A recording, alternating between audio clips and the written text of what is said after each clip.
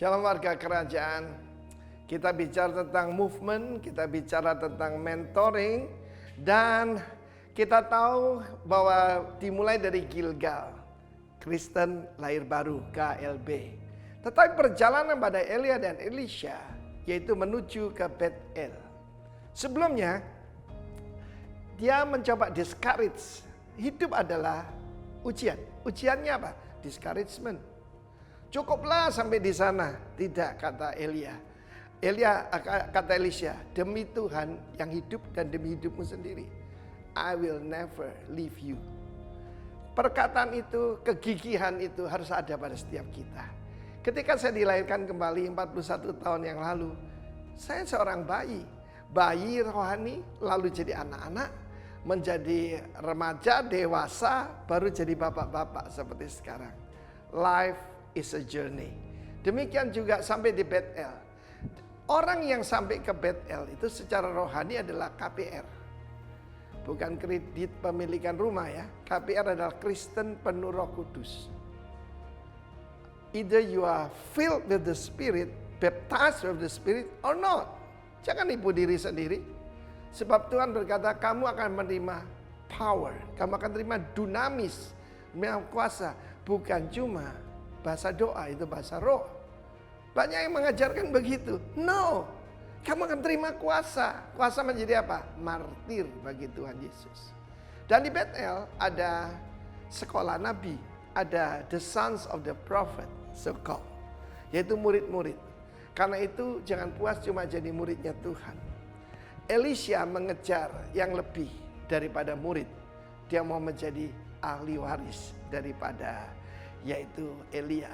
Karena itu kalau orang sudah sampai ke Bethel, karunia-karunia roh akan bekerja pada dia. Saya masih ingat bagaimana saya mulai masuk dipimpin Roh Kudus. Bethel artinya the house of Elohim, the house of God. Demikian juga, tidakkah kamu tahu kata Rasul Paulus bahwa tubuhmu bukan rohmu. Tubuhmu adalah bait Roh Kudus yang diam dalam kamu. Kalau kita mengerti bahwa Kristus di dalam kita, seluruh hidup kita akan berubah. Akan mengalir dari kita kekuatan Tuhan, kasih Tuhan, kesabaran Tuhan. Semuanya saudaraku, karena ada Roh Kudus di dalam diri kita. Tetapi di sana ada dua golongan. Ada Elisha yang adalah anak ataupun putra daripada Elia. Dan ada cuma murid-murid. Karena itu saya melihat banyak gereja penekanannya kepada pemuridan, which is good. Tetapi murid tidak menerima warisan. Yang menerima warisan adalah anak, bahkan putra yang dewasa. Karena itu penuhlah engkau dengan Roh Kudus. Dibaptislah engkau dengan Roh Kudus. Saat-saat ini you can receive it even at your home. Di rumah saudara kan saudara bisa menerima itu. Ya, memang lebih bagus lagi yaitu kalau kita ibadah bersama-sama. Saya heran, banyak orang tidak berani datang ke pertemuan on-site. Padahal mereka pergi ke mall, mereka pergi ke ngopi, mereka pergi restoran rame-rame. Heran sekali. Karena itu carilah Tuhan selama dia bisa ditemui. Dan ketika engkau mengalami baptisan Roh Kudus, ketika engkau dilahirkan baru, itu pekerjaan Roh Kudus tentu saja. Tetapi jangan sampai di sana, maju lebih jauh. Saya dipenuhi Roh Kudus 2-3 bulan setelah saya dilahirkan kembali dan dibaptis dalam air. Dan pengalaman itu merubah seluruh hidup saya. Saya menjadi a powerful witness for Christ. Jadilah demikian. Jadi KPR, Kristen penuh Roh Kudus. God bless you. Amin.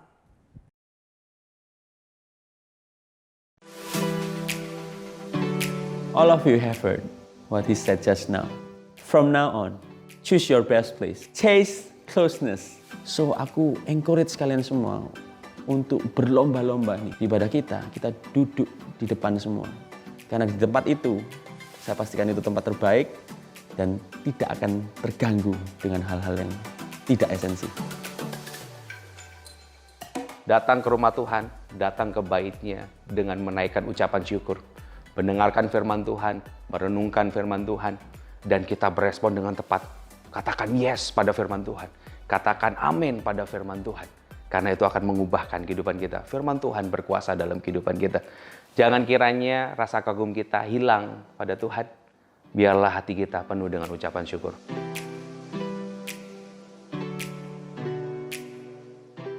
If you don't make your decision, it will never be your home eventually. So trust His best plan through this imperfect family.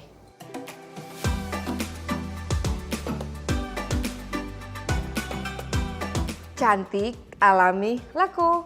Buat KJCians yang baru pertama kali hadir di ibadah KJC, ini bukanlah bahasa Latin, apalagi bahasa Korea. Cantik, alami, laku adalah singkatan dari catat atau ketik, alami, dan lakukan khotbah.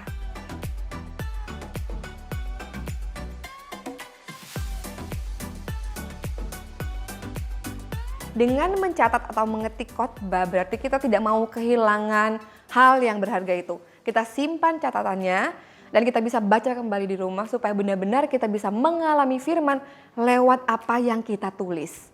My home is KGC. From our heart. To yours, We love you, KJCians.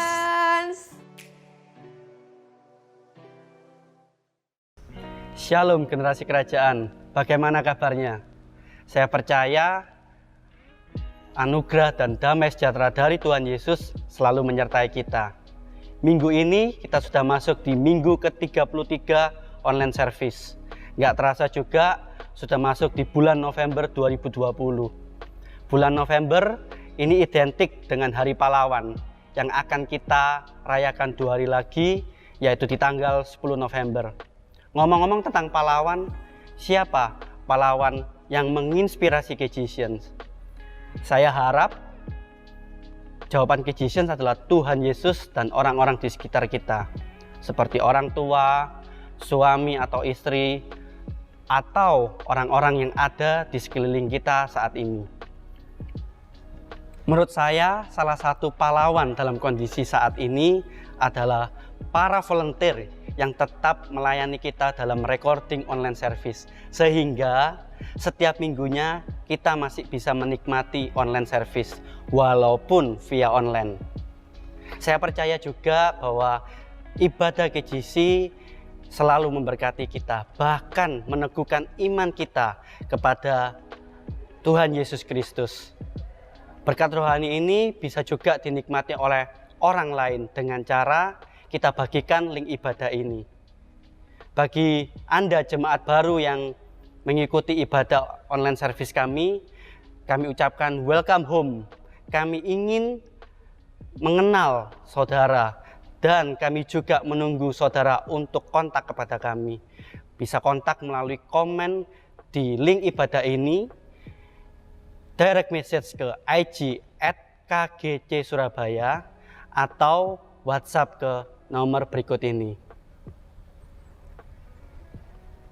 Pengumuman minggu ini, Dating and Marriage Ministry akan mengadakan webinar via Zoom pada hari Sabtu tanggal 14 November jam 11 siang dengan tema Women and Worship. Dan kita akan dilayani oleh Pastor Ashley T dari ICC Bandung. Bagi kalian KJCians yang ingin join atau bertanya tentang webinar ini dapat menghubungi kami melalui poster berikut ini. Minggu ini kita akan dilayani oleh home pastor kita, yaitu Pastor Hizkia Setiawan, yang akan membahas tentang kitab Efesus dengan judul Put Off and Put On. Penasaran? Jangan lupa cantik, alami, laku. Catat, ketik, alami, dan lakukan firman Tuhan. So KJCians, sebelum kita mulai ibadah, mari kita berdoa. Tuhan, terima kasih untuk kebaikan-Mu. Kami masih bisa menikmati ibadah online Tuhan. Walaupun kami masih belum bisa face to face, kami percaya ya Bapa, kami masih bisa menyembah-Mu, memuji-Mu, dan mendengarkan sebagian dari firman-Mu Tuhan. Kami percaya juga Roh Kudus yang akan menerjemahkannya kepada kami satu persatu, dan Roh Kudus juga yang akan menguatkan kami untuk kami bisa melakukan firman yang sebentar lagi kami akan dengar. Terima kasih ya Bapa, kami buka ibadah online ini dalam nama Tuhan Yesus. Haleluya, amin. Selamat beribadah KJCians.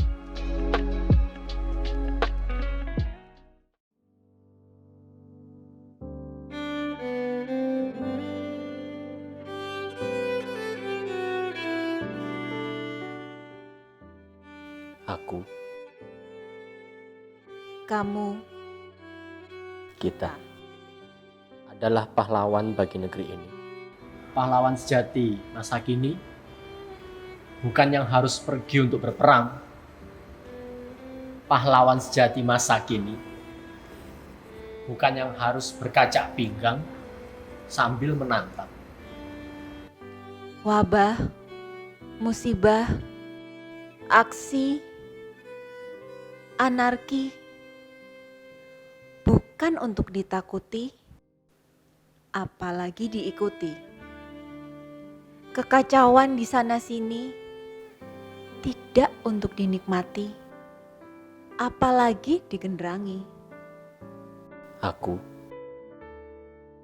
Kamu, kita. Mulai berdoa, bukan mendebat kata. Mulai memberkati, bukan caci maki. mulai percaya, bukan menyalahkan dia atau dia. Perankan dirimu, hai pahlawan, lewat doa untuk kota dan bangsa. Karena doa untuk negeri di tempatmu berdiri adalah perjuangan termurni. Perubahan besar ada di tangan kita sebagai anak Tuhan yang tercinta. Aku mau mendengar apa yang hendak difirmankan Allah Tuhan. Bukankah Ia hendak berbicara tentang damai kepada umatnya dan kepada orang-orang yang dikasihinya, supaya jangan mereka kembali kepada kebodohan. Sesungguhnya keselamatan daripadanya dekat pada orang-orang yang takut akan Dia, sehingga kemuliaan diam di negeri kita. Adonai Eloheinu, Adonai Echad. Tuhan Allah berkuasa, Dia berdaulat, Dia tetap memerintah. Karena itu dengar Surabaya, dengar Indonesia, dengar Nusantara. Akan ada satu generasi yang pakai lututnya untuk berdoa bagi kota dan negerinya. Akan ada anak-anak muda yang mengarahkan hati, pikiran, dan tangannya ke surga untuk keluarga mereka yang terhilang. Akan ada anak-anak muda yang menangis dan mencucurkan air mata demi generasinya. Karena itu dengar Sabang, dengar Merauke. Adonai Eloheinu, Adonai Echad, Adonai Eloheika.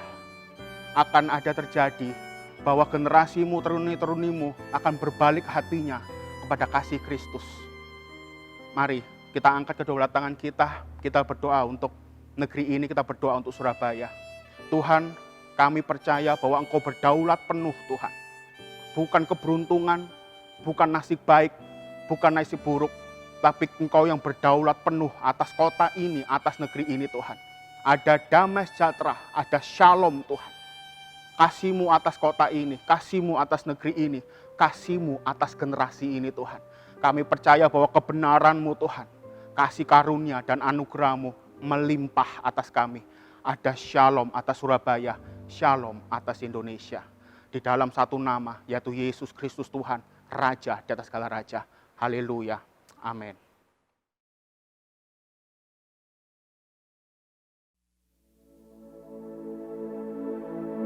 Roma 8 ayat 38 sampai 39. Sebab aku yakin bahwa baik maut maupun hidup, baik malaikat-malaikat maupun pemerintah-pemerintah, baik yang ada sekarang maupun yang akan datang, atau kuasa-kuasa, baik yang di atas maupun yang di bawah, ataupun sesuatu makhluk lain, tidak akan dapat memisahkan kita dari kasih Allah yang ada dalam Kristus Yesus Tuhan kita.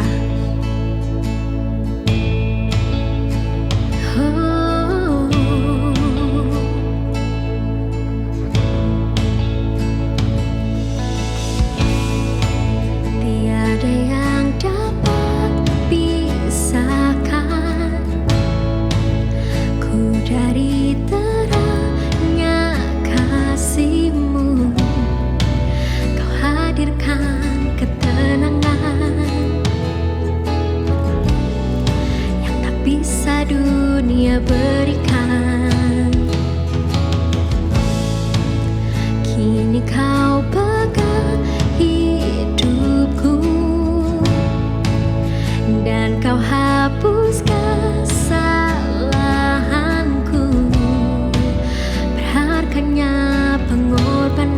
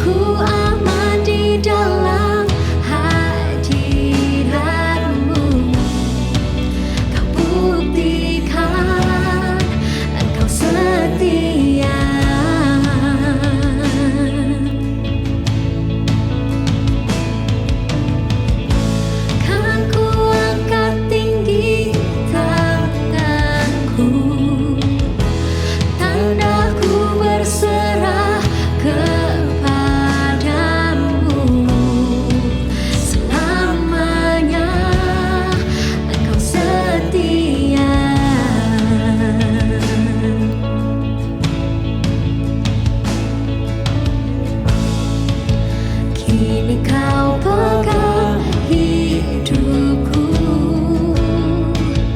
dan Kau hapus kesalahanku. Berharganya pengorbanan yang memberikan keselamatan. Kau hadir di setiap langkahku, ku aman di dalam hadirat-Mu. Kau buktikan Engkau setia.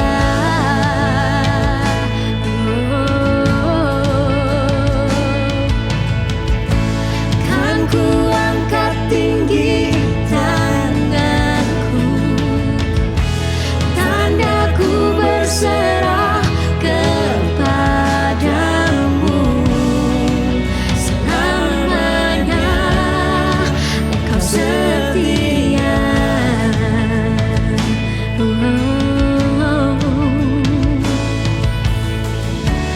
Oh, your presence never leaves me, and you'll never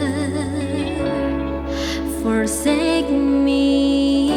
Oh, your presence never leaves me, and you'll never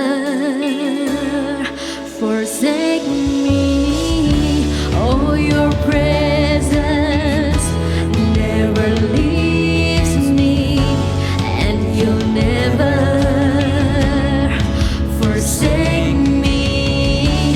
Oh, your presence never leaves me, and you'll never forsake me. Oh, your presence never leaves me, and you'll never forsake me. Oh, your presence never leaves me, and you'll never forsake me.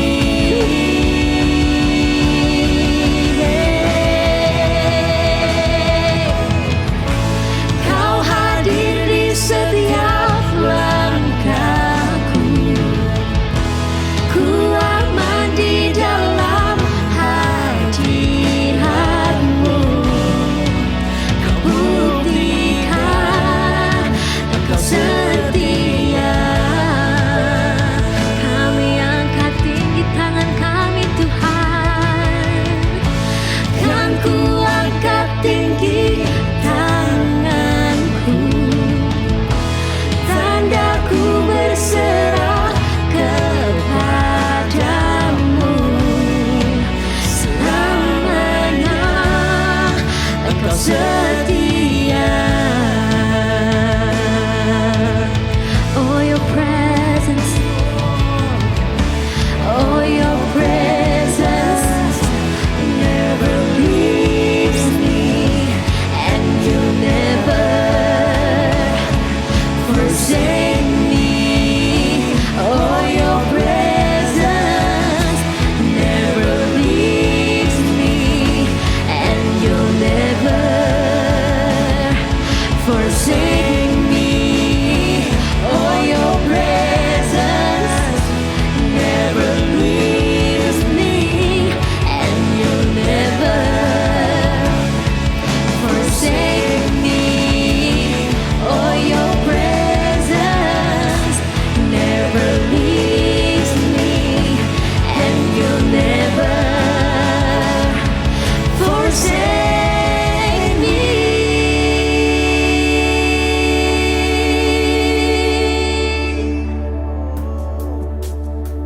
Seorang pahlawan sejati adalah seseorang yang memberikan hidupnya untuk orang yang dikasihinya. Kau memberikan hidup kami untuk mengutuk. Untuk itu kami memberikan hidup kami untuk mengutuk.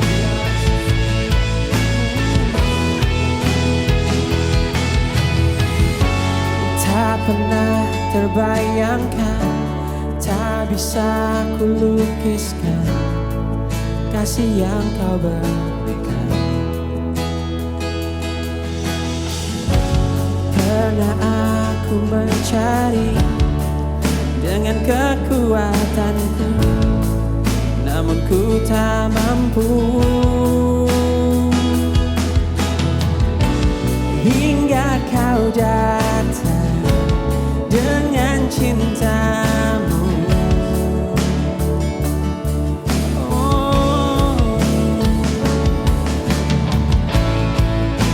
Isi hatiku, segala mimpiku, ku serahkan hanya kepadamu. Ini hidupku jadi milikmu, hidupku ku persembahkan padamu.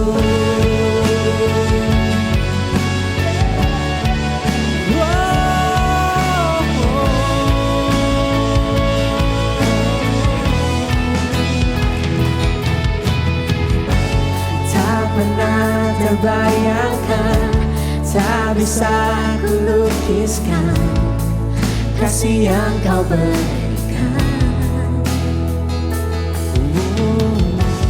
Pernah aku mencari dengan kekuatanku, namun ku tak mampu.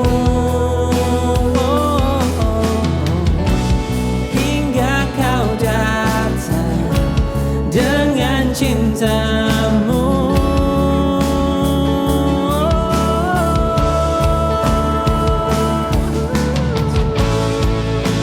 Isi hatiku, segala mimpiku, ku serahkan hanya kepadamu. Ini hidupku jadi milikmu, hidupku ku persembahkan padamu. Hidup kami untuk-Mu Tuhan, karena Kau memberikan hidup-Mu untuk kami Bapa. Kau adalah pahlawan sejati kami Bapa. Amen. Untuk selamanya,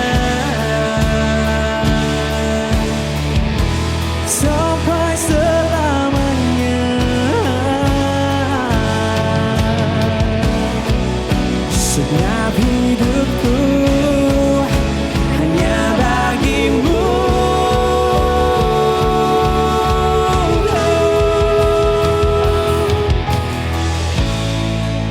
Isi hatiku, segala mimpiku, ku serahkan hanya kepadamu.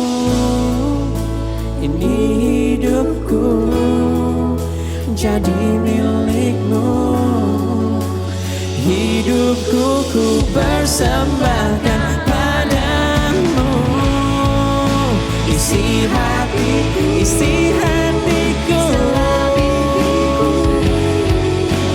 ku serahkan hanya kepadamu. Ini hidupku jadi milikmu, hidupku ku persembahkan padamu.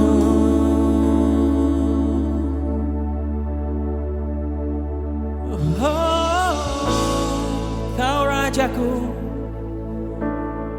Raja yang mau mati untuk rakyatnya. Dimuliakan,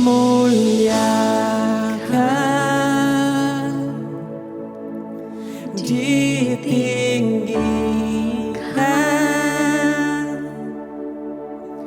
Yesus Tuhan,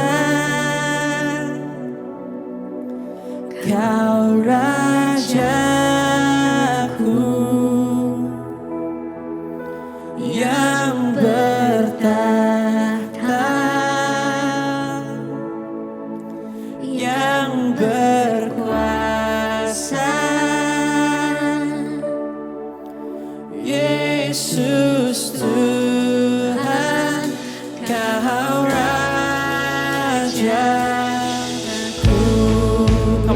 generasi kerajaan. Nyanyikan dengan satu hati. Dimuliakan,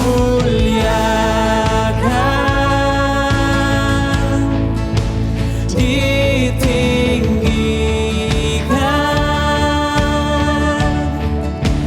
Yesus Tuhan, Kau Rajaku yang bertata, yang berkuasa.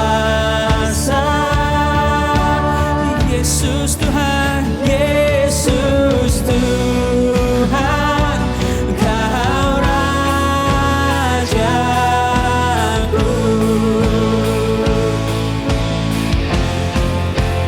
Dimuliakan,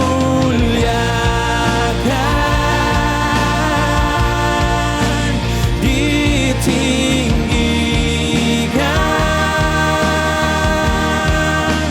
Yesus Tuhan, Kau Rajaku yang bertata, yang bertata,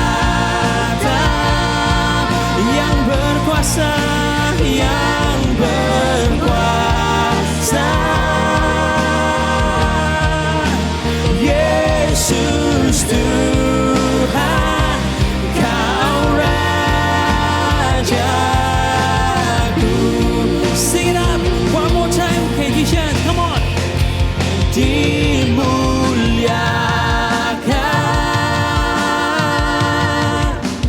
ditinggikan,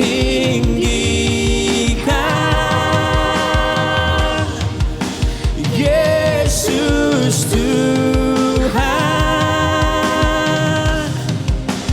Kau Rajaku yang bertata, yang bertata, yang berkuasa, yang berkuasa.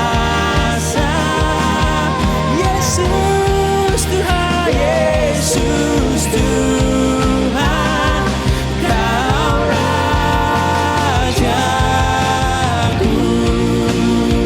Yesus Tuhan, Yesus Tuhan, Kau Rajaku.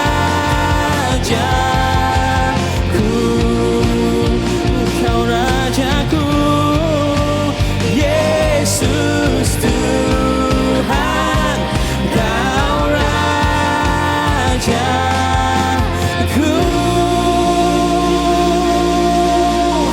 Kau Rajaku Tuhan, Kau Rajaku. Tiada raja yang di dunia ini yang mau mati untuk rakyatnya. Hanya satu raja yang dari surga turun ke dunia yang mau mati untuk umatnya. Namanya Yesus Kristus. Terima kasih Bapa, terima kasih Kau Raja kami Tuhan. Kau Juru Selamat kami Tuhan, Kau Penebus kami Tuhan. Terima kasih Bapa, kalau karya-Mu itu sempurna dalam hidup kami. Thank you Lord, kami mau mendengarkan firman-Mu Tuhan. Biarlah firman ini menjadi benih yang subur, di hati yang subur, tumbuh dan berbuah dan berakar Tuhan. Terima kasih Bapa. In Jesus name, generasi kerajaan, semua katakan amin. Shalom generasi kerajaan. Saya yakin dan percaya kabar kita semua luar biasa. Karena Allah menyertai kita, Allah memelihara, melindungi, menjaga setiap kehidupan kita. Dan anugerahnya kita nikmati setiap hari. Well, sebuah perjalanan yang luar biasa ya. Kita gak kerasa kita sudah masuk di pasal yang keempat di surat Paulus kepada jemaat di Efesus. Ya kan, seperti yang minggu lalu Pastor Peter sudah sampaikan dan saya juga pernah sampaikan bahwa surat Paulus kepada jemaat di Efesus ini itu dibagi menjadi dua bagian. Yang pertama di pasal 1 sampai pasal 3 itu ngomong soal bagaimana dasar kekristenan, bahwa anugerah Tuhan itu begitu menyebar, begitu luas, bukan hanya untuk orang Yahudi saja, tetapi untuk semua orang, semua manusia, semua bangsa bisa menikmati anugerah Tuhan. Nah, masuk di pasal yang keempat, sampai pasal yang ke-6, ini kita akan ngomong bagaimana aplikasi kita sebagai orang percaya, sebagai orang yang sudah menikmati anugerah Tuhan, sebagai orang yang sudah hidup di dalam Kristus, bagaimana cara kita bertindak, ya kan? Bagaimana cara kita bersikap. Tetapi gini, kalau ngomong soal aplikasi, ngomong soal aplikasi sehari-hari, aplikasi ini akan kita jalankan dengan setia dan kita jalankan dengan penuh pengertian ya, karena dilandasi oleh sebuah pemahaman yang benar.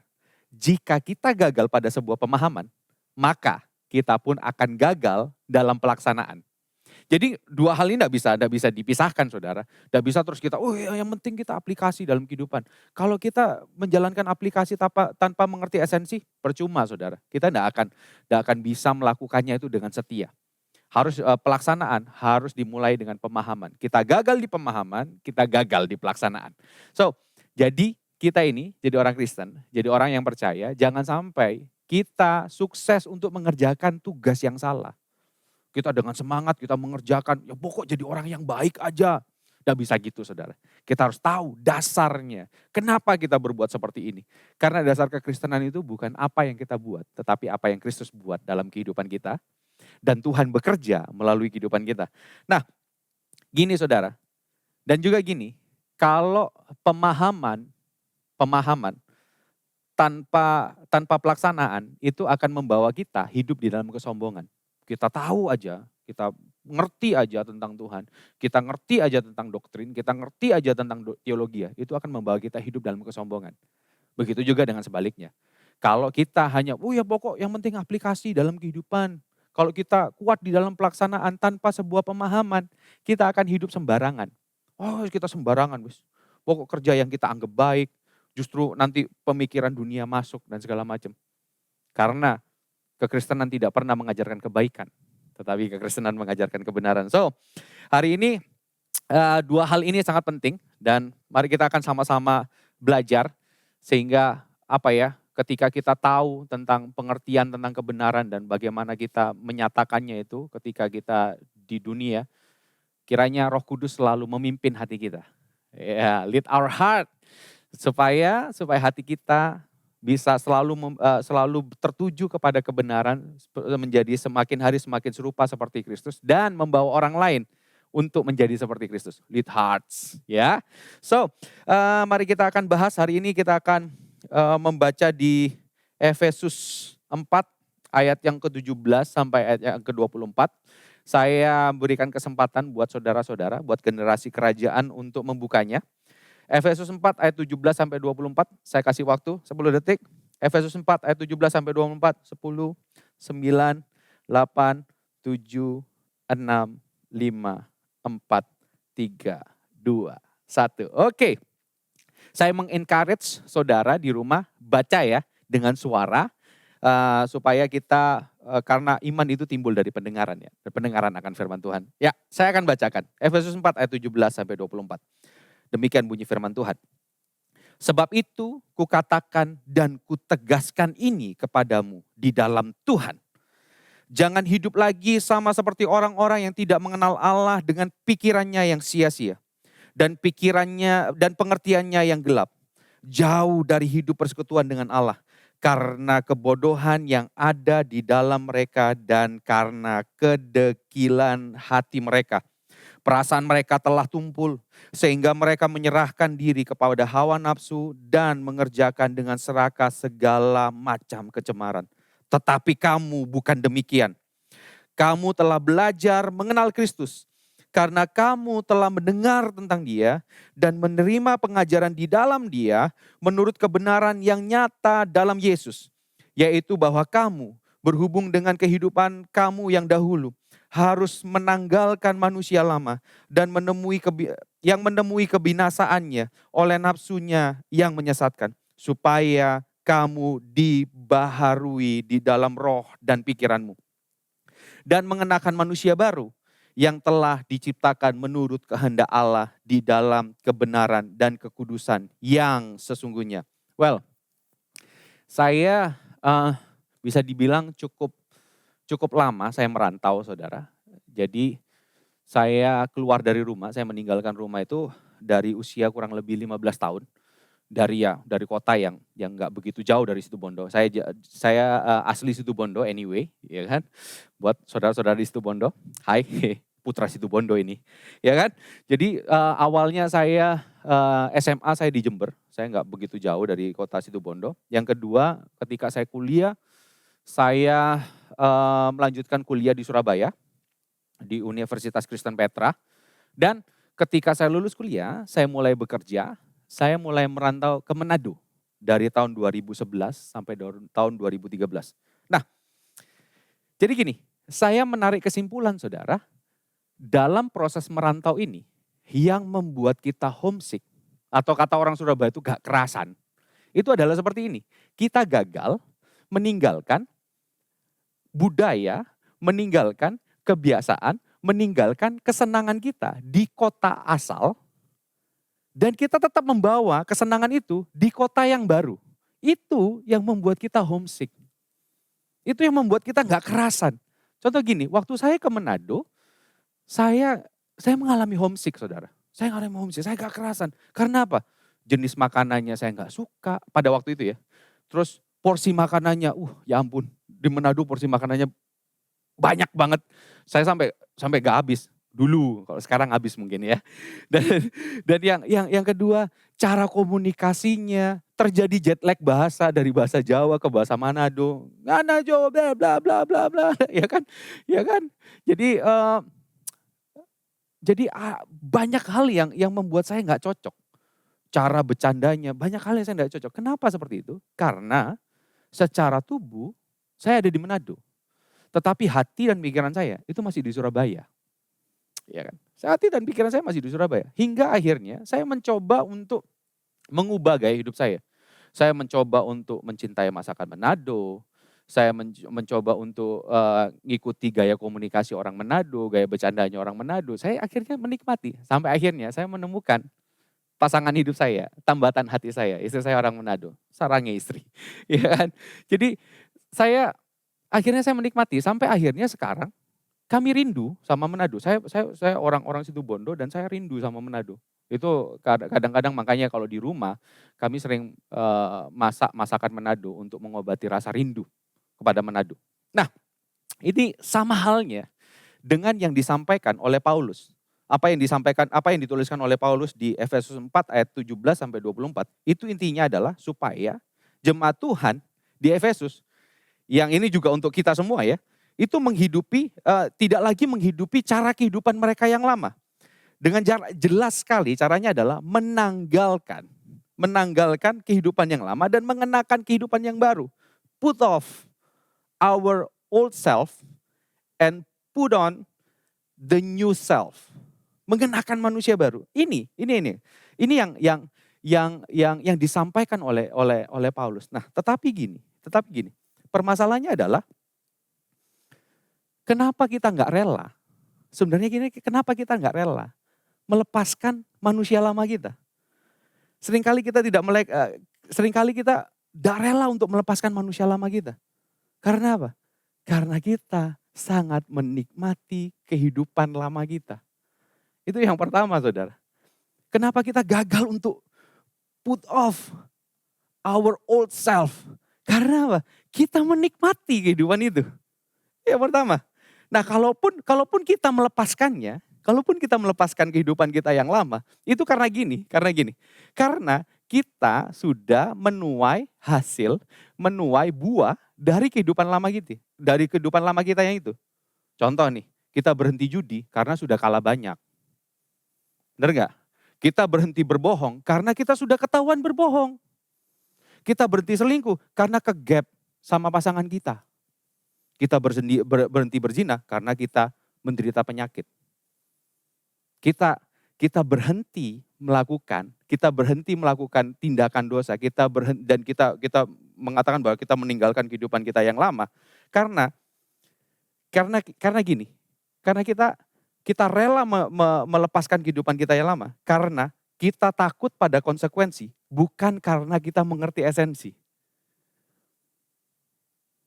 Kita lebih takut kepada karma daripada kerinduan kita untuk tunduk kepada Allah. Yang pertama kenapa kita tidak bisa melepaskan manusia lama kita? Karena kita menikmati. Yang kedua, karena kita hanya takut kepada konsekuensi, hanya kita takut kepada karma daripada kerinduan kita untuk tunduk kepada Allah. Yang ketiga gini saudara, kita mungkin berpikir seperti ini. Kalau aku hidup alim, hidup meninggalkan kehidupan lamaku yang segala macam, aku takut nanti disuruh disuruh lakukan A, B, C, D dan segala macam. Kamu kalau tidak melakukan ini, kamu akan mendapatkan ini dan segala macam, ya kan? Kalau kamu ingin diberkati, kamu harus lakukan ini. Kita takut ketika kita datang kepada Tuhan, kita menyerahkan hidup kita mau hidup baru, kita justru kita takut dalam kehidupan kita yang baru. Aduh, kita mesti jaga image ya. Kalau hidup jadi orang Kristen itu mesti jaga image, apalagi mesti pelayanan. Tidak bisa hidup sembarangan lagi. Kita mesti jaga image, kita mesti harus tampil sempurna, tidak boleh tanpa celah, tidak boleh melakukan kesalahan lagi. Kita bingung dengan itu. Saudara pernah ngalamin seperti itu? Jika saudara mengalami hal seperti itu, anggukkan kepala dalam dada saja. You know what? Ini yang saya pikirkan dulu saudara. Saya dulu berpikir bahwa gini, ya sudahlah. Hidup biasa-biasa aja, menikmati dunia tanpa melupakan Allah. Ada yang berpikir seperti itu? Saya berpikir seperti itu dulu. Kenapa saya berpikir seperti itu? Keengganan kita melepaskan kehidupan kita yang lama, itu bukan hanya didasari ketidakrelaan, tetapi juga didasari ketidakmengertian kita tentang hidup lama dan hidup baru. Kita langsung punya bayangan kita sendiri. Nanti kalau hidup baru, hidup bersama Tuhan, menyerahkan hidup diri kepada Tuhan, nanti aku tidak bebas, aku terkungkung hidupnya. Karena kita gagal mengerti esensinya. Nah, hari ini kita akan sama-sama belajar karena di Efesus 4 ayat 17 sampai 24 ini Paulus menjelaskan dengan sangat detail dua sudut pandang, dua kondisi dari manusia lama dan satu lagi kondisi dari manusia baru. Dua kondisi ini Paulus menyatakan semuanya. Sehingga apa? Sehingga kita mengerti, kita menanggalkan manusia lama dan mengenakan manusia baru dengan penuh pengertian. Karena kita tahu apa yang Tuhan kerjakan dalam kehidupan kita. So, mari kita bahas. Oke, yang pertama, saya kasih ini ya, bagian pertama ini kasih outlife ya, kehidupan lama kita. Di ayat 17 sampai 19 saya bacakan lagi. Sebab itu kukatakan dan kutegaskan ini kepadamu di dalam Tuhan. Jangan hidup lagi sama seperti orang-orang yang tidak mengenal Allah dengan pikirannya yang sia-sia dan pengertiannya yang gelap, jauh dari hidup persekutuan dengan Allah. Karena kebodohan yang ada di dalam mereka dan karena kedegilan hati mereka. Perasaan mereka telah tumpul sehingga mereka menyerahkan diri kepada hawa nafsu dan mengerjakan dengan serakah segala macam kecemaran. Well, waktu kecil dulu ya, biasa kan kalau anak kecil itu melakukan beberapa tindakan yang melanggar aturan gitu kan, naik lah segala macam. Nah, kalau saya melakukan pelanggaran dan kalau saya dibilangin, nggak boleh lakuin itu, biasanya orang yang menasihati saya, itu akan mengambil nama orang yang penuh dengan otoritas. Yang paling gampang adalah gini, lu kalau ngelakuin ini terus ya, tak bilang no papa lu lo ya. Atau gini, papa lu kan bilang, gak boleh ngelakuin ini. Ya kan? Mengambil otoritas yang di atas, untuk apa? Menekankan bahwa hal ini benar-benar serius. Jadi waktu saya mendengarkan papa lu kan bilang gak boleh, atau tak bilang no papa lu ya. Itu saya jadi, oh iya, faktor papa saya jadi akhirnya gentar dan tidak melakukan hal yang melanggar tersebut. Sama halnya dengan Paulus. Paulus dengan tegas, dia ngomong gini kan, sebab itu kukatakan dan kutegaskan ini kepadamu di dalam Tuhan. Kalau ESV-nya ngomong gini, now This I say and testify in the Lord. Aku bersaksi di dalam Tuhan. Ini berarti ada sesuatu yang benar-benar serius, saudara. Gini, pesannya adalah gini, jelas ya. Menunjukkan pesannya itu jelas. Jangan kamu hidup, jangan hidup lagi sama seperti orang-orang yang tidak mengenal Allah. Orang-orang yang tidak mengenal Allah itu gini, saudara. Diartikan sebagai, kalau di ESV juga dituliskan gini, Gentiles do. Gentiles itu adalah orang di luar Yahudi, ya kan? Secara spesifik lagi, apa yang mereka lakukan sih? Kehidupan mereka tidak mengenal Allah yang benar. Mereka menyembah berhala. Mereka tidak mengenal Allah yang kita sembah, tetapi mereka menyembah Allah mereka sendiri. Mereka menyembah dewa-dewa mereka sendiri. Mereka hidup di dalam penyembahan berhala. Dan mereka hidup di dalam kematian. Seperti yang dituliskan di Efesus 2 ayat 1-3. Hati mereka enggak ini. Nah, ini yang diperingatkan oleh Paulus. Jadi gini, di luar Kristus yang ada itu adalah gini. Yang ada kita melakukan segala sesuatu untuk keinginan kita sendiri. Kalau kita hidup di luar Kristus, kita melakukan segala sesuatu berpusat pada diri kita sendiri. Apa yang menyenangkan dan memuaskan diri kita sendiri tanpa memperdulikan Allah, apalagi orang lain. Ini yang dilakukan oleh bangsa di luar Yahudi, Gentiles do, yang tidak mengenal Allah. Fokus mereka adalah diri mereka sendiri. Gaya hidup di luar Kristus ini, gaya hidup yang tidak mengenal Allah ini, gaya hidup yang menyembah berhala ini, yang dimaksud Paulus di ayat 17 sampai ayat 19 ini, jika saya gambarkan, itu seperti sebuah tangga yang turun. Seperti sebuah spiral yang kita bagaikan bola yang diturunkan melalui sebuah spiral, turun ke bawah. Selalu membuat kita terperosok, semakin hari membuat kita semakin terjerembab, membuat kita semakin tenggelam di dalam jurang yang kita nggak bisa naik lagi. Jadi ini yang digambarkan Paulus. Nah, jadi ada 3 proses ketika kita menghidupi kehidupan yang lama. Kehidupan yang tidak mengenal Allah, kehidupan di luar Kristus. Ini ada 3 proses, saudara. Yang pertama, prosesnya adalah kegelapan. Kita masuki proses kegelapan, ini kan di sana ditulis gini kan. Dan pengertiannya yang gelap, jauh dari persekutuan dengan Allah, ya kan? Di luar Allah pasti tidak ada terang. Saat terang tidak hadir, yang ada itu hanya kegelapan. Ya jelas kan? Kondisi gelap itu adalah keabsenan terang. Karena terang tidak ada, gelap itu pasti hadir. Jadi gini saudara, mungkin awalnya ya, kalau kita melakukan segala sesuatu yang di luar kebenaran firman Tuhan, awalnya kita merasa nggak enak, merasa deg-degan gitu kan. Kita berbohong sekali gitu, rasanya keringat sejagung-jagung gitu kan, sejagung-jagung. Jadi ada rasa bersalah yang begitu mengganggu kita, begitu bergelora dalam hati kita, sehingga waktu kita pertama kali melakukan hal itu kita takut sekali. Tetapi kalau lama-kelamaan kita lakukan, keringat kita tidak sebesar jagung, ya kan? Kalaupun keringat kita sebesar jagung, kita cemilin tuh, keluar yang keluar. Kecuali Doni kayaknya nggak bisa nyemil jagung ya. Jadi gini, saudara, awalnya kita takut untuk melakukan ini. Sama halnya gini, ilustrasinya adalah kalau kita masuk ke ruangannya gelap, contoh nih, tiba-tiba lampu di rumah saudara itu mati, pet gitu kan. Entah saudara lupa bayar token listrik atau memang dari PLN mati ya, pet, habis gitu.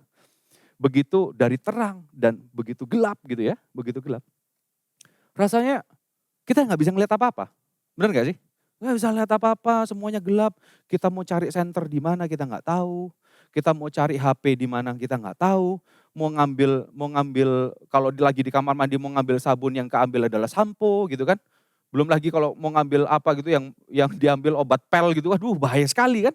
Kalau kita dalam kegelapan. Tetapi gini saudara, awalnya itu sangat berbahaya. Tetapi kalau lama-kelamaan, semenit, 2 menit, mulai 5 menit, mulai 10 menit. Lama-kelamaan mata kita menyesuaikan. Benar nggak?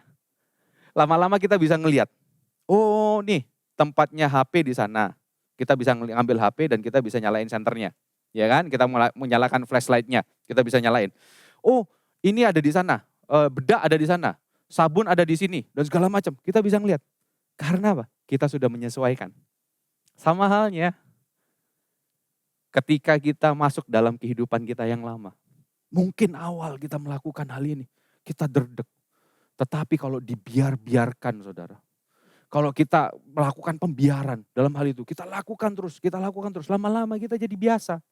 Akhirnya apa? Muncul apa? Muncul sebuah kebodohan. Kebodohan ini di sini tidak ada hubungannya sama intelektual saudara. Kebodohan itu adalah kita tidak mengenal lagi kebenaran. Kita terabas semuanya. Kebenaran kita nggak bisa ngelihat. Sebuah kebodohan. Kebodohan yang dimaksud di sini itu adalah seperti itu. Kita tidak bisa lagi melihat kebenaran, kita tidak bisa melihat lagi sesuatu yang benar. Yang kita lihat adalah, dan yang kita lakukan adalah yang salah saja. Dan yang terakhir, ketika kita hidup di dalam kegelapan ini, apa yang terjadi? Di sana dituliskan, kedegilan hati. Kedegilan hati. Nah, kalau di ESV-nya itu ditulis dengan gini, hardness heart. Hardness heart. Nah, kalau bahasa aslinya itu adalah porosis. Yang memiliki arti mengalami proses pengerasan. Artinya, lambat laun hati kita semakin hari semakin keras. Dan you know what? Kalau di sini ngomong, kalau kita bedah lagi kata ini ya, itu sama seperti bahan yang paling keras, bahkan lebih keras dari marmer. Saya nggak tahu seberapa kerasnya marmer, tetapi ini sangat keras sekali. Hati kita jadi keras sekali. Karena apa? Kalau kita biarkan hidup kita di dalam kegelapan. Kegelapan menghasilkan kebodohan. Kita tidak lagi mengenal kebenaran. Dan kebodohan menghasilkan apa? Kekerasan hati. Proses lambat laun menjadi keras. Yang kedua, setelah itu terjadi, apa yang terjadi dalam kehidupan kita? Hidup kita jadi tumpul, saudara. Ya kan? Setelah perasaan kita, hati kita menjadi keras, ya kan? Hati kita menjadi tumpul. Ini berarti kebenaran lagi. Kebenaran itu bukan kita ini. Pun ada kebenaran yang masuk. Ada orang yang kayak kemarin minggu lalu Pastor Peter ngomong ya. Ada teman-teman kita, partner kita, orang yang ada di atas kita, gembala kita ngasih tahu, kamu salah. Ini yang benar. Ini kebenaran firman Tuhan. Kita sudah nolak. Kenapa? Hati kita tumpul. Kebenaran gak bisa masuk dalam kehidupan kita. Kecenderungannya adalah kita bukan lagi hanya nyaman di dalam kegelapan. Perhatikan ini ya. Kita bukan hanya nyaman di dalam kegelapan, tetapi kita cenderung menolak kebenaran. Bukan lagi nggak tahu kebenaran ya. Bukan lagi nggak tahu kebenaran. Kalau seandainya nih, awalnya di dalam kegelapan, kita enggak ini. Ada kebenaran, kita tidak perhatikan. Hanya tidak memperhatikan. Tetapi kalau sudah masuk dalam taraf tumpul ini, kebenaran ada di sana, ada di depan mata kita. Kita akan menyingkirkan kebenaran itu dan kita akan terus maju. Posisi seperti ini, tumpul. Sehingga gini, ujung-ujungnya adalah kita kalau kita pakai bahasa sekarang ya, pakai bahasa now, itu gini. Kita sedang hidup di dalam kompromi terhadap dosa, bahkan cenderung memaklumi dan menghormati dosa. Nggak apa-apa, kayak gitu. Semua manusia juga melakukan. Namanya menungso, namanya manusia, penuh dengan kelemahan. Kita kompromi dengan dosa dan cenderung menghormati dosa. Saya tidak sedang mendiskreditkan orang yang melakukan dosa ya. Yang saya tekankan ini adalah dosanya, bukan orang yang melakukannya. Jadi kita lebih kompromi kepada dosanya. Kompromi kepada perbuatan dosanya. Dan cenderung kita menghormati. Kita mencoba membangun benteng supaya kita tidak terusik ketika kita melakukan perbuatan dosa ini. Kita mencoba untuk membangun kebenaran kita sendiri. Kita mencoba membangun pembenaran kita sendiri sehingga kebenaran yang sejati tidak bisa menembus hati kita. Tidak bisa menyentuh hidup kita. Wow. Dan proses yang ketiga. Jadi seperti ini saudara. Yang tadi yang pertama adalah kegelapan, yang kedua hidup kita jadi tumpul. Ya, tumpul itu bukan hanya kita menikmati kegelapan, justru kita menolak kebenaran. Ya, proses yang ketiga seperti ini. Saya kasih sebuah cerita. Satu kali ada orang yang sedikit terganggu kejiwaannya. Dia merasa bahwa dia ini adalah orang yang sudah mati. Jadi dia cerita sama salah satu temannya. Kamu tahu enggak? Pada dasarnya, kebenarannya, sebenarnya ini, aku ini sudah mati. Tetapi aku masih bisa berkomunikasi dengan teman-temanku. Aku masih bisa berkomunikasi, aku masih bisa berada di dalam dunia ini. Tapi sebenarnya, aku ini sudah mati. Wah, temannya kan kaget kan. Lah wong jelas-jelas masih hidup, tapi kok dia bilang mati gitu kan. Akhirnya gini, temannya orang yang sakit jiwa ini kasih tahu, enggak, kamu itu masih hidup. Masih hidup lah, masih bisa ngobrol sama aku gini kok kamu bilang sudah mati. Enggak, kamu masih hidup. Gini deh, supaya kamu lebih jelas ya, yang bisa menyatakan kamu masih hidup atau sudah mati itu adalah dokter. Ayo kita ke dokter, dibawalah ke dokter. Singkat cerita dokter bilang gini ya, salah satu tandanya kalau orang masih hidup itu adalah orang itu bisa mengeluarkan darah. Kalau kamu bisa mengeluarkan darah berarti kamu masih hidup ya. Oke, langsung dokter ngambil jarum, ditusuklah jarinya dengan jarum. Tes, dipencet sama dokternya, keluar darah kan. Tuh, lihat, jelas ya, kamu keluar darah, berarti kamu adalah orang hidup. Dokternya bilang gitu. Nah, orang yang gangguan jiwa ini, dia diam, dia pejamkan matanya dia, dan dia angguk-angguk. Ya dok, saya mengerti. Akhirnya saya tahu sekarang, ternyata orang mati pun bisa mengeluarkan darah. Mau bagaimanapun. Karena begini, fase yang ketiga, kita menjadi zombie, saudara. Seakan-akan kita hidup, tetapi kita tidak lagi memiliki kuasa dalam kehidupan kita. Yang mengendalikan kehidupan kita, itu bukan kita lagi. Tetapi keinginan kita. Keinginan kita yang mengendalikan kita. Hasrat kita yang mengendalikan kita. Hawa nafsu kita yang mengendalikan kita. Jadi gini, kita bukan lagi hidup dalam kebenaran. Bukan lagi kita menolak kebenaran. Bukan lagi kita menyingkirkan kebenaran. Jadi gini, fase ini, kesalahan mulai kita anggap lumrah. Dan kebenaran mulai kita anggap sampah. Dan kita melabel pelanggaran itu dengan kata ini. Relevan. Sedangkan kebenaran kita melabel dengan ketinggalan zaman. Kita bukan lagi menolak, bukan lagi menyingkirkan kebenaran, bukan lagi menolak tentang kebenaran, justru kita counter attack kepada kebenaran. Kita bukan lagi membangun kubu pertahanan ya, tetapi kita mulai counter attack. Membangun serangan untuk ngomong bahwa kebenaran ini salah. Kita mulai menganggap apa? Kita mulai menganggap pelanggaran itu adalah lumrah, sedangkan kebenaran itu sampah. Well, mari kita renungkan hal ini sama-sama saudara. 3 fase ini. Saya berdoa, seluruh generasi kerajaan tidak ada yang masuk di dalam fase ini. 3 fase ini. Tidak ada yang masuk dalam fase kegelapan, tidak ada yang masuk dalam fase tumpul, apalagi masuk dalam fase zombie. Saya berdoa seluruh saudara tidak masuk di dalam fase ini. Tetapi jika saudara masuk dalam fase ini dan mendengarkan message ini hari ini, demi kemurahan Allah yang hidup, demi anugerahnya yang sudah dicurahkan kepada kita semua, kembali kepada Tuhan.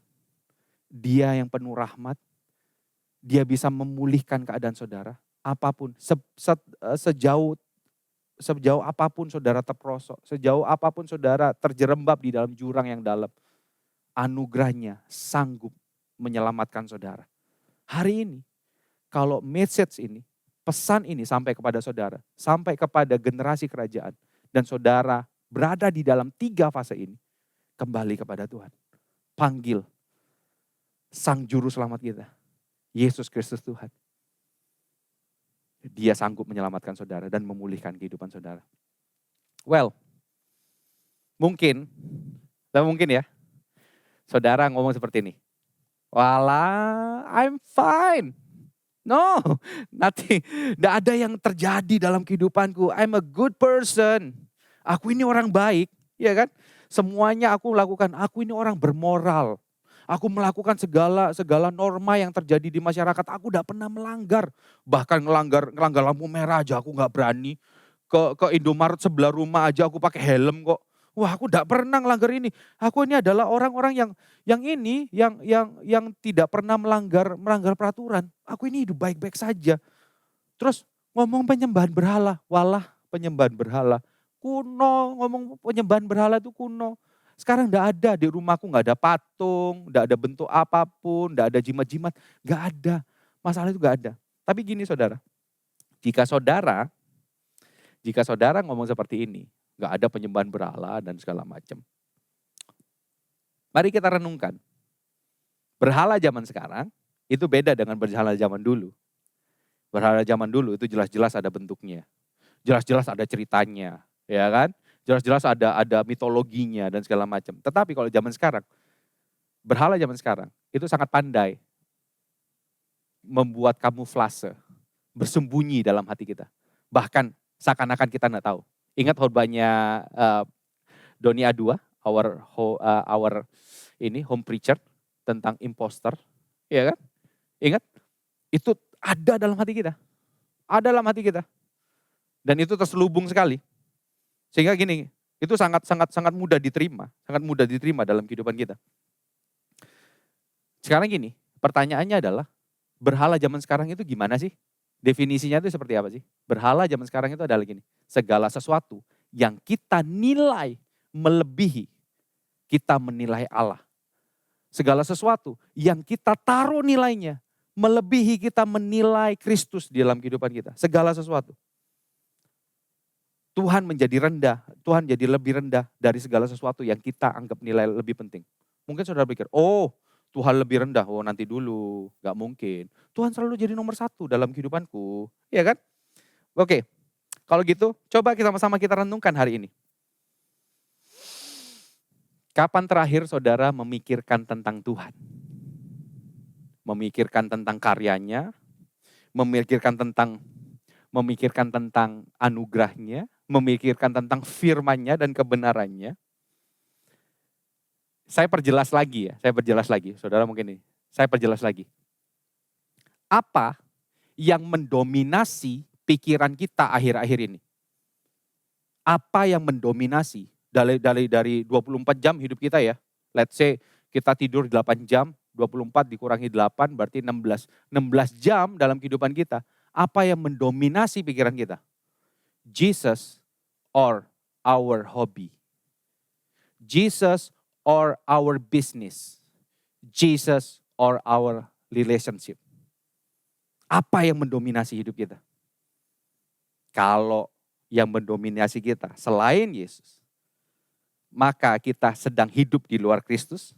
Kita sedang menyembah berhala yang terselubung dalam bentuk yang sangat menarik dan sangat mudah untuk diterima. Sangat mudah diterima. Satu hal yang paling dekat dengan kehidupan kita sekarang, tentang gaya beribadah kita sekarang. Well, mari kita, ini bukan ngomong soal benar atau salah dah ya. Ini bukan ngomong soal mana yang benar, mana yang salah. Tapi check your heart, check our heart. Ini bukan ngomong soal, ya kita harusnya melakukan ini, bukan tidak melakukan hal ini. Coba cek dalam hati kita tentang ibadah. Ibadah kita belum ibadah on-site, ibadah kita masih ibadah online. Apakah dulu waktu on-site, ibadah kita jam 4 sore nih. Kita menyediakan waktu, kita jam 3 sudah siap-siap, setengah 4 kita sudah jalan sampai sini jam 4, kita masuk ibadah. Kita benar-benar menyiapkan waktu dari jam 4 sampai jam 6.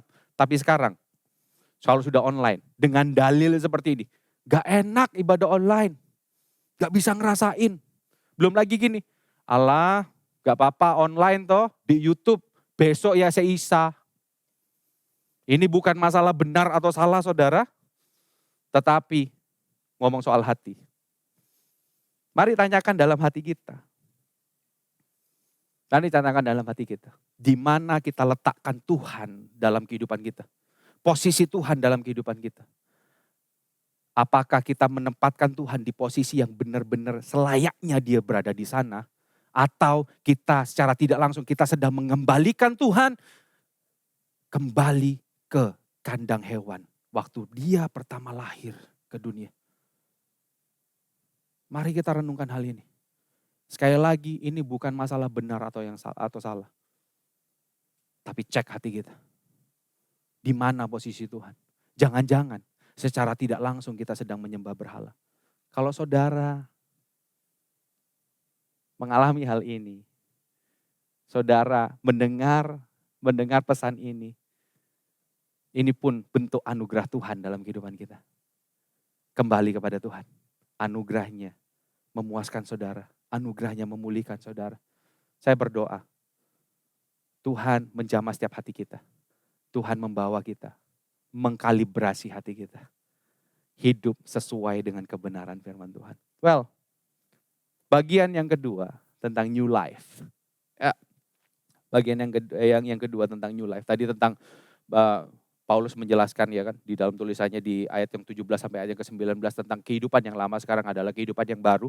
Paulus menjelaskan di ayat 20 sampai ayat yang ke-23. Saya bacakan buat saudara. Tetapi kamu bukan demikian. Kamu telah belajar mengenal Kristus karena kamu telah mendengar tentang Dia dan menerima pengajaran di dalam Dia menurut kebenaran yang nyata dalam Yesus, yaitu bahwa kamu berhubung dengan kehidupan kamu yang dahulu. Kamu harus menanggalkan manusia lama yang menemui kebinasaannya oleh nafsunya yang menyesatkan, supaya kamu dibaharui di dalam roh dan pikiranmu. Nah, jelas sekali perbedaannya ketika masuk di ayat yang ke-20. Jelas sekali, Paulus langsung buat perbedaan. Ingat, saya pernah sampaikan kalau ada kata tetapi, berarti statement setelah kata tetapi itu akan mengcounter, akan menjadi oposisi dari statement sebelum kata tetapi. Nah ini jelas ini. Tetapi kamu bukan demikian, kamu telah belajar mengenal Kristus. Ini Paulus benar-benar memberikan kehidupan yang beda. Di mana di pasal-pasal sebelumnya kita sudah tahu bahwa we are Christian. Kita ini gereja Tuhan. Kita sudah dikembalikan kepada blueprint Tuhan. Untuk apa? Untuk menikmati kasih anugerahnya, menikmati Injil setiap hari. Dan untuk apa? Untuk menyatakan kemuliaannya. Kita ini blueprintnya Tuhan. Ya kan? Di dalam ini kita adalah panggungnya Allah. Panggung bagi Allah untuk menyatakan kemuliaan Tuhan. Dengan apa? Menikmati Injilnya setiap hari. Dan worthy. Hidup di dalam komunitas yang berdasarkan dengan Kristus. Seperti yang disampaikan oleh Pastor Peter kemarin. Itu yang kita ini.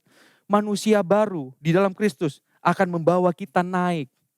Hingga menuju kepada kesempurnaan Kristus. Dan untuk menyatakan kemuliaan Allah dalam kehidupan kita. Kalau manusia lama membuat kita semakin terjerembab. Kalau manusia baru akan membuat kita semakin naik. Menuju kepada kesempurnaan Kristus. Naik seperti apa? Tahap-tahapnya seperti ini saudara. Yang pertama adalah mengenal Kristus. Di ayat 20 kan ngomongin. Tetapi kamu bukan demikian. Kamu telah belajar mengenal Kristus. Kalau kata bahasa Yunaninya ini adalah gini bahasa Yunaninya. Mantano. Bukan mantan ya. Mantan itu tidak membawa kita naik, tapi membawa kita semakin terjerumus dalam kesedihan, ya kan? Ini kalau bahasa Yunaninya adalah mantano, yang memiliki arti bukan sekedar menambah pengetahuan, tetapi adalah sebuah hubungan relasional. Jadi gini saudara, mengenal Kristus, kamu bukan demikian, tetapi kamu sudah mengenal Kristus. Artinya ada hubungan pribadi. Ini bukan cuma sekedar pengetahuan, bukan cuma sekedar gini. Tuhan yang menjadi manusia. Dia sang firman yang telah menjadi daging dan menjadi manusia. Bukan hanya sebatas itu, kita juga mengenal dia kebenaran sejati. Di dalam dia kita memperoleh kebenaran. Di dalam dia kita memperoleh kekudusan. Melalui apa? Karya salibnya. Tetapi pada hari yang ketiga, Kristus yang bangkit. Dia bangkit. Dan dia juga mencurahkan rohnya dalam kehidupan kita. Itu mengenal saudara. Semakin hari semakin kita mengenal Kristus. Kita bukan hanya tahu tentang Kristus, siapa Yesus. Tetapi gini, kita harus mengenal ketuhanannya, kerajaannya, dan juga kebenarannya, aturannya, hukumnya kita juga tahu. Kita mengenal. Dan proses pengenalan itu adalah sebuah perjalanan. Karena pengenalan itu bukan sebuah pencapaian tapi perjalanan. Day by day bersama Tuhan. Jadi jangan berhenti pada sebuah pemahaman, tetapi kita harus masuk dalam sebuah pengenalan. Jangan hanya pemahaman, tapi pengenalan. Jika hanya berhenti pada pengetahuan, saudara, tentang Kristus, pengetahuan tentang Kristus, maka kita tidak akan mengalami pertumbuhan. Fase yang kedua adalah seperti ini. Mendengar dan menerima Yesus Kristus. Ini menarik sekali, saudara. Karena kamu telah mendengar tentang Dia dan menerima pengajaran di dalam Dia menurut kebenaran yang nyata dalam Kristus. Jadi gini, ini sangat menarik. Sangat menarik. Kristus itu bukan hanya menjadi objek kita.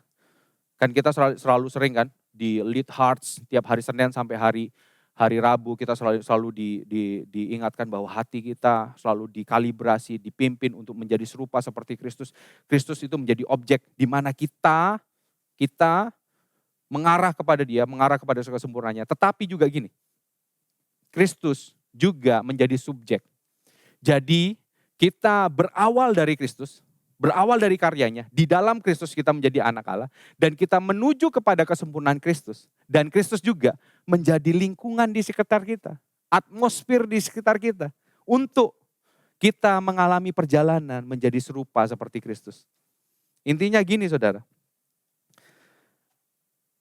pertumbuhan kita dimulai dari Kristus dan menuju pada Kristus di dalam penyertaannya.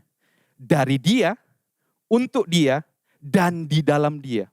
Jadi proses mendengar dan mengenal Kristus itu bukan karya kita sendiri. Tetapi ada karya Tuhan juga bekerja di dalam kita. Supaya apa? Supaya kita bisa mendengar dan menerima Dia dan menghidupi kebenarannya setiap hari. Itu yang terjadi dalam kehidupan kita. Dan yang selanjutnya adalah fase yang ketiga. Tadi kan saya bilang fase naik ini ya. Yang ketiga adalah pembaharuan berkala. Sorry saudara. Pembaharuan yang berkala.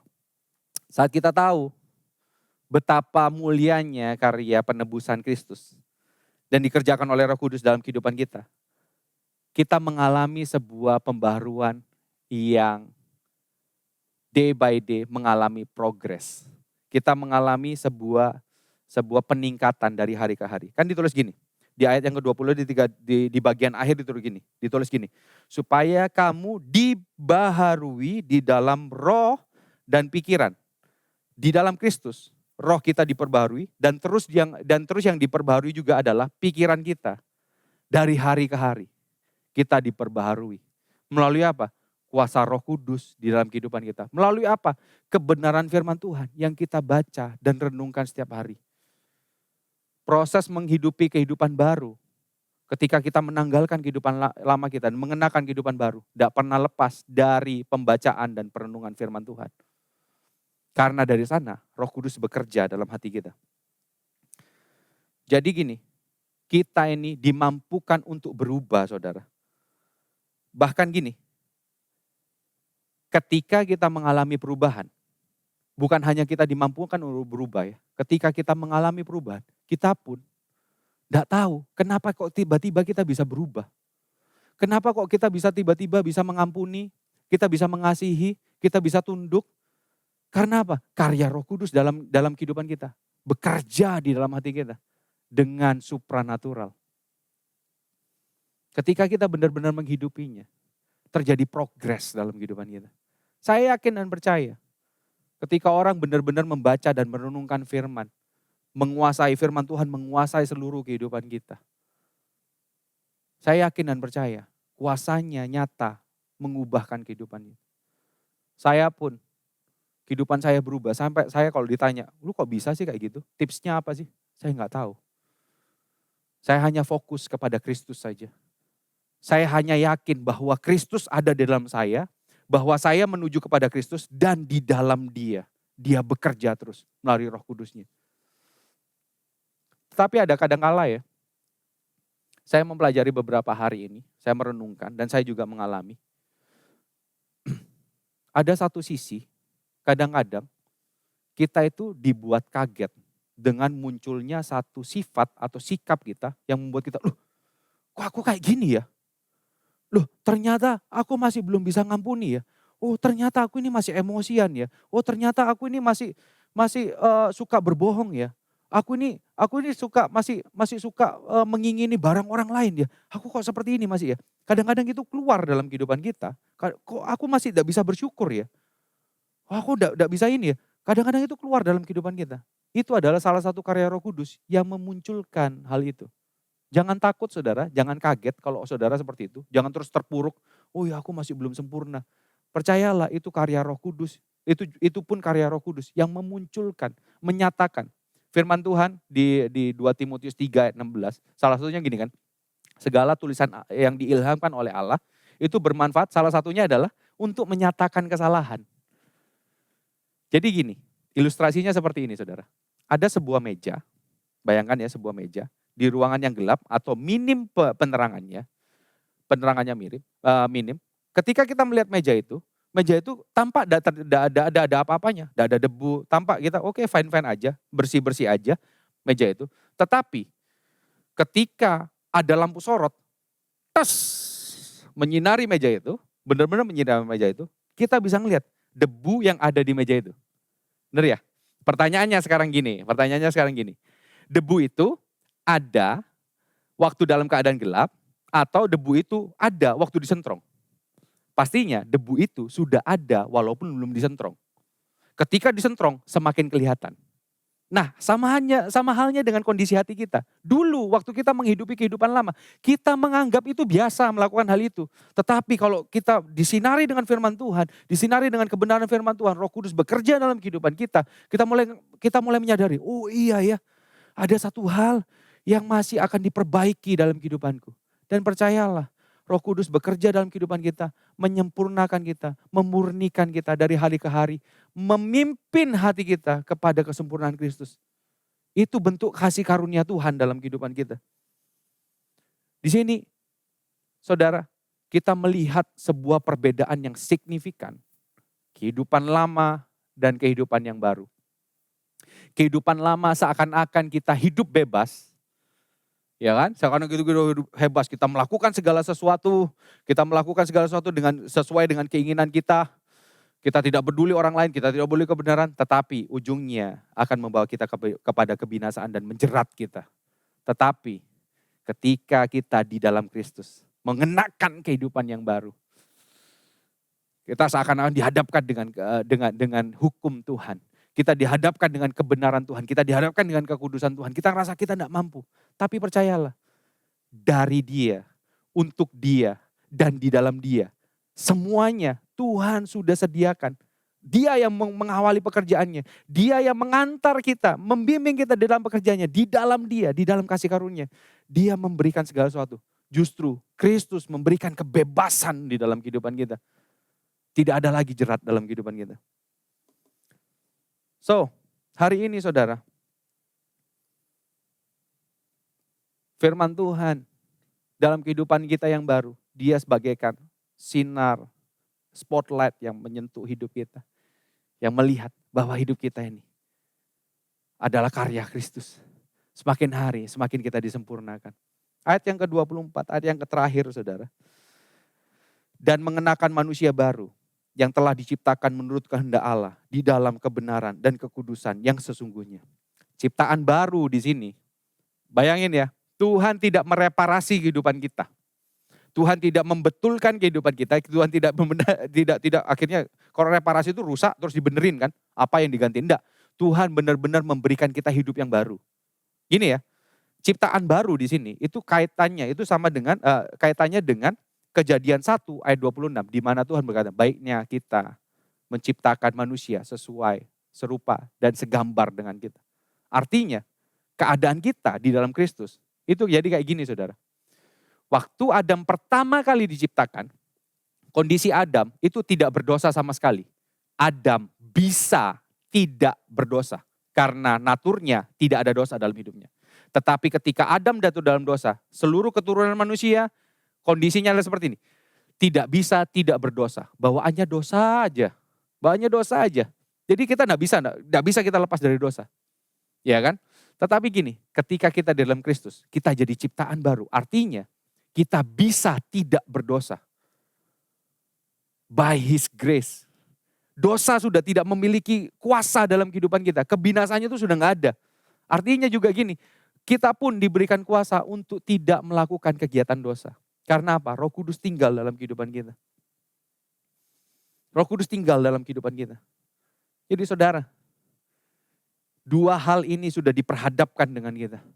Manusia lama yang menjerat kita, yang menjerumuskan kita ke dalam jurang yang sangat dalam, membuat kita tidak bisa bangkit lagi. Atau manusia baru yang Tuhan sudah kerjakan sendiri dan akan menyertai kita saat kita menghidupinya. Make your choice. Just put off your old self and put on the new self. Karena Tuhan sendiri yang bekerja dalam kehidupan kita. Bukan dengan kekuatan kita. Tanggalkan kehidupan lama kita, saudara.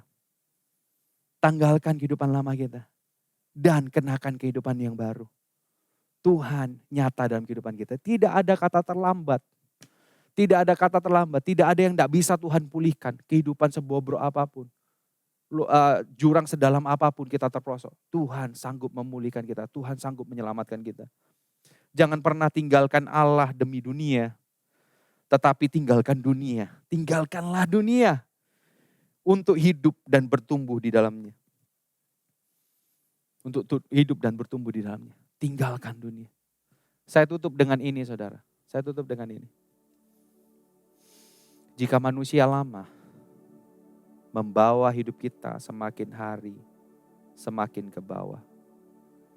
Semakin hari, semakin terjerembab. Semakin jatuh di dalam jurang yang dalam.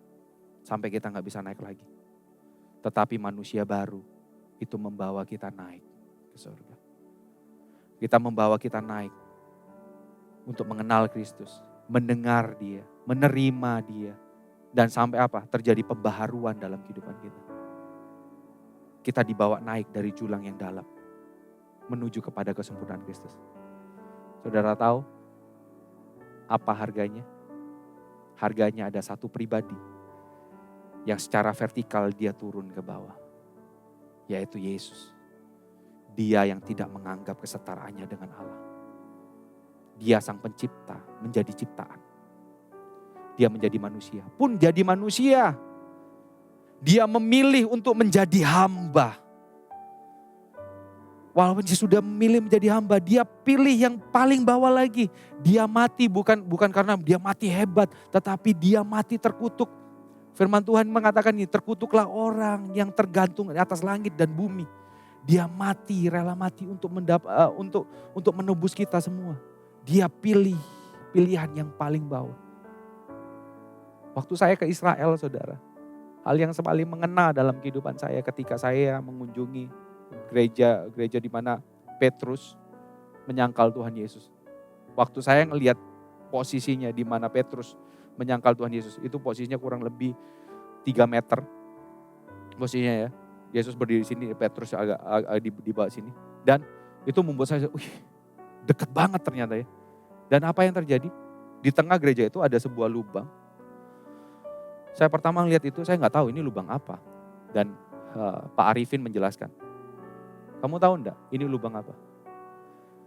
Yesus dimasukkan ke dalam lubang itu. Dan imam besar di atas menghakimi dia. Dia ambil posisi yang paling bawah. Dia ambil posisi yang paling bawah. Supaya apa? Untuk mengangkat kita ke atas. Anugerahnya luar biasa dalam kehidupan kita. Masihkah kita berpikir untuk menikmati kehidupan lama kita? Masihkah kita berpikir untuk tidak rela untuk meninggalkan kehidupan lama kita? Just put off your old self and put on the new self. Apa yang Tuhan kerjakan dalam kehidupan kita? He is God of heaven and earth. God who brought us back to life. Dia yang membawa kita dari kematian, membawa kita kembali kepada kehidupan. Anugerahnya nyata dalam kehidupan kita. Mari kita renungkan firman Tuhan ini. Thank you, Jesus. So here I bow to lift you high, Jesus, be glorified in all. Thanks for all my life. I am yours, forever yours. So here I bow to lift you high, Jesus,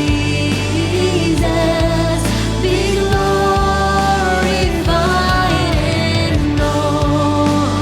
Thanks for all my life. I am yours, forever yours.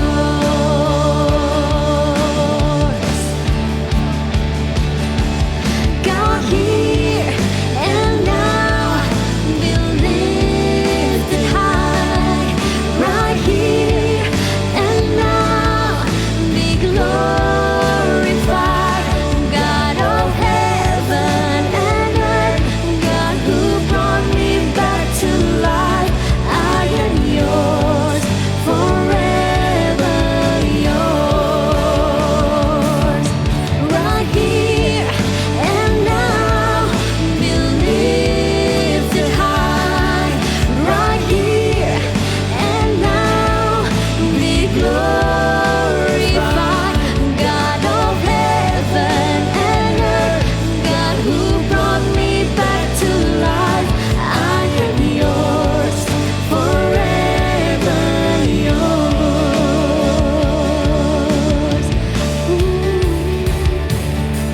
So here I bow to lift you high, Jesus, be glorified in all. Thanks for all my life. I am yours, forever yours. Anugerahnya nyata dalam setiap kehidupan kita, saudara. Tidak ada kondisi yang tidak bisa dia pulihkan. Karya salibnya itu menanggung semua dosa kita. Karya salibnya itu memulihkan setiap kehidupan kita, membenarkan kita dan menguduskan kita. Bahkan anugerahnya tetap nyata sampai hari ini. Dia menyertai kita, dia membimbing kita dalam setiap aspek kehidupan kita. Dalam pekerjaan kita, dalam hubungan kita, dalam keluarga kita, dia nyata dalam kehidupan kita, saudara. Memberikan kita kekuatan. Hari ini sama-sama kita akan memperingati pengorbanan Kristus. Kita ambil roti, saudara bisa sediakan di rumah. Kita ambil roti dengan tangan kanan kita angkat. Malam sebelum Yesus diserahkan, dia mengambil roti dan dia memecah-mecahkan. Dan dia berkata, inilah tubuhku yang sudah dipecahkan oleh karena kamu. Perbuatlah ini menjadi peringatan akan aku. Tubuhnya dipecahkan. Tubuhnya dipisahkan dari daging-dagingnya dipisahkan. Supaya apa? Supaya kita dipersatukan dengan Bapa. Supaya kita di dalam dia kita bisa memanggil ya Abba, ya Bapa. Hari ini bukankah roti yang di atasnya kita ucapkan syukur ini adalah persekutuan kita dengan tubuh Kristus? Sama-sama kita makan di dalam nama Tuhan Yesus.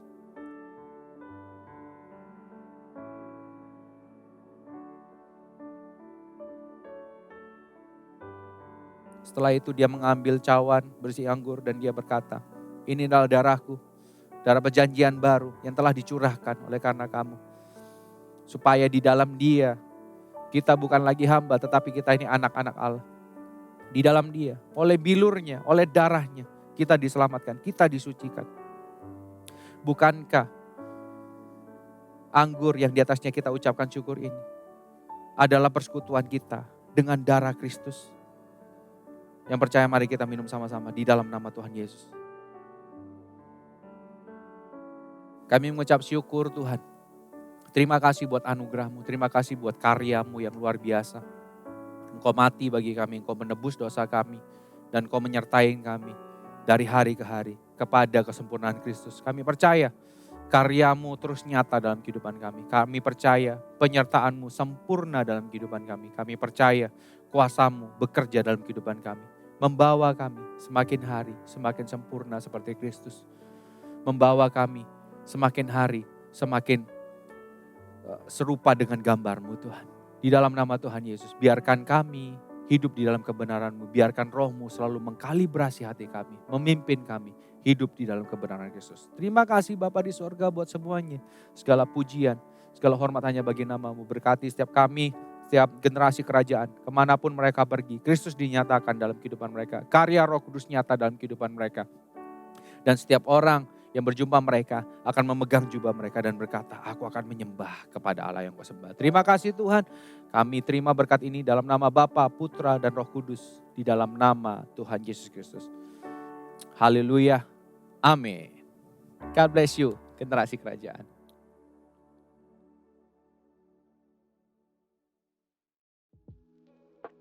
Terima kasih sudah beribadah bersama KGC Online Service hari ini.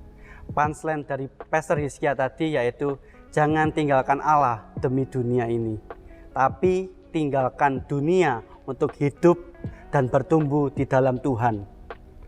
Bagaimana kita bisa bertumbuh di dalam Tuhan? Salah satunya melalui Messianic Community. Penasaran? Atau mau join? Kalian bisa direct message ke @kgc-surabaya atau WhatsApp ke nomor di bawah ini. Bagi kalian yang terberkati oleh message dari Pastor Hizkia, kalian bisa sharingkan melalui post IG story kalian dengan tag @kgc-surabaya. Minggu depan kita akan dilayani oleh hamba Tuhan yang luar biasa, yaitu Pak Joseph Pratana dari MDC Surabaya. See you next week, KGCians. Tuhan Yesus memberkati.